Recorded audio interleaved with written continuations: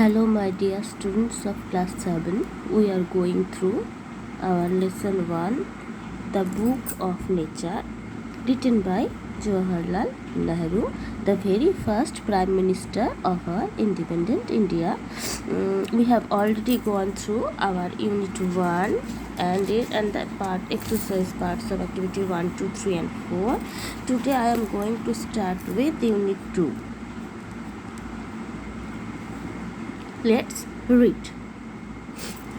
You read history in books, but in old times, when men did not exist, surely no books could have been written.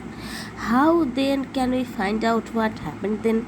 We can't merely sit down and imagine everything. This would be very interesting if we could imagine anything we wanted to and would thus make us the most beautiful fairy tales. But this need not be sure, as it would not be based on any facts that we had seen. But although we have no books written in those far off days, fortunately we have some things which tell us a great deal as well, almost as a book would.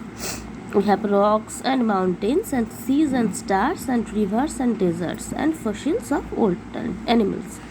These and other like things are our books for the earth's early story. And the real way to understand this story is not merely to read about it in other people's books, but to go to the great book of nature itself.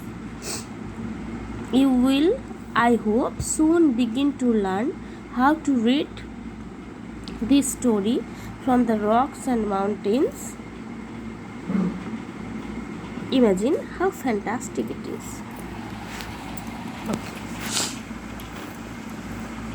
As the writer is writing that you read history in books, that means you refers to his daughter, his only daughter. You read history in books. তুমি ইতিহাস বই পড়েছো. But in old times, when men didn't exist, surely no books could have been written. কিন্তু অতি প্রাচীনকাল একটা সময় এমন ছিল যখন পৃথিবীতে মানব জাতির অস্তিত্ব ছিল না, মানুষের পৃথিবীতে আবির্ভাব হয়নি, উদ্ভব হয়নি বা মানবের উত্থান হয়নি। সেই সময় তো কোনো বই ছিল না, কারণ বইটা লিখবে কে? পৃথিবীতে যদি মানুষই না থাকে, বইটা লিখবে কে? How then can we find out what happened then? কিন্তু কথা হচ্ছে, সেই সময়কার ঘটনা তাহলে আমরা কিভাবে জানতে পারবো? যখন মানুষ আসেনি, বই লেখা হয়নি, মানুষ পর্যবেক্ষণ করেনি কোনো কিছু নিজের চোখে, তখন বই তো লেখা সম্ভব নয়। We can't merely sit down and imagine everything. কল্পনা করে নেওয়াই যায়, মেয়ারলি মানে কেবলমাত্র, কল্পনা তো করে নেওয়াই যায়, কিন্তু শুধু কল্পনার দ্বারা কি সব কিছু জানা সম্ভব?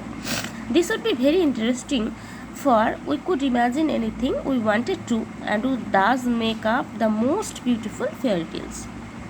কল্পনা করলে আমরা সুন্দর রূপকথার গল্প রচনা করতে পারব। নিজের গল্পের জাল বুনে আমরা সুন্দর রূপকথার গল্প, ফেয়ারি টেলস মানে রূপকথার গল্প রচনা করতে পারব। But this need not be true, as it would not be based on any facts that we had seen.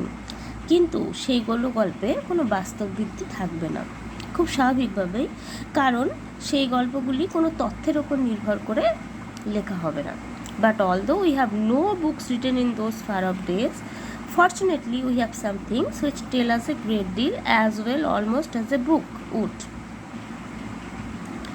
যেহেতু এই গল্পগুলির সত্যতা থাকবে না, সুতরাং সেগুলো রূপকথা গল্পের মধ্যেই হবে। কিন্তু যেহেতু অতি প্রাচীনকালে কোনো বই লেখা হয়নি, সৌভাগ্যবশত এমন অনেক জিনিস আছে যা বইয়ের মতন করেই আমাদের অনেক কিছু জানিয়ে দেয়, অনেক তথ্য দেয়।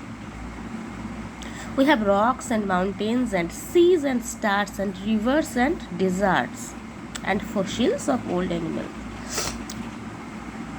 পাথরের তৈরি পর্বতমালা, সমুদ্র, নক্ষত্র, নদী, মরুভূমি, প্রাচীন জীবাশ্ম, এগুলি অনেক কিছুই আছে যা বইয়ের মতো করে পৃথিবীর সেই সময়কার ইতিহাস, আদি কাহিনী আমাদের জানিয়ে দেয়। These and other like things are our books for the earth's early story. বলছে এই কাহিনীগুলি সঠিকভাবে বুঝতে আমাদের বইয়ের প্রয়োজন হবে না, এর জন্য আমাদের প্রকৃতির মহান পুস্তক পড়তে হবে, প্রকৃতির যে বই সেগুলো পড়তে পারেন। The real way to understand the story is not merely to read about it in others peoples books but to go through great book of nature. সুতরাং প্রকৃতির বই পড়লেই, প্রকৃতিকে ভালো করে পর্যবেক্ষণ করলেই আমরা সেই সময়কার ইতিহাস সম্পর্কে অনেক কিছু জানতে পারব। You will, I hope, soon begin to learn how to read this story from the rocks and mountains. Imagine how fantastic it is. আমি আশা রাখি তুমি খুব তাড়াতাড়ি পাহাড় পর্বত থেকে কাহিনী পড়তে পারবে, পাহাড় পর্বতে ঘুরে পর্যবেক্ষণ করে তুমি অনেক কিছু জানতে পারবে, এবং সেটা ভেবে দেখো একবার সেটা কতই না আকর্ষণীয় হবে। অর্থাৎ কিনা বই না পড়ে প্রকৃতিকে ভালো করে পর্যবেক্ষণ করে আমরা প্রকৃতির ইতিহাস, প্রাচীন ইতিহাস, পৃথিবীর সৃষ্টির ইতিহাস, এগুলো জানতে চাব, নিজেদের চোখ দিয়ে বোঝার চেষ্টা করব, সেটা কতই না আকর্ষণীয় হবে। তো আজকের জন্য এইটুকুই পড়া থাকলো, নেক্সট ক্লাসে বাকিটুকু আবার করিয়ে দিব।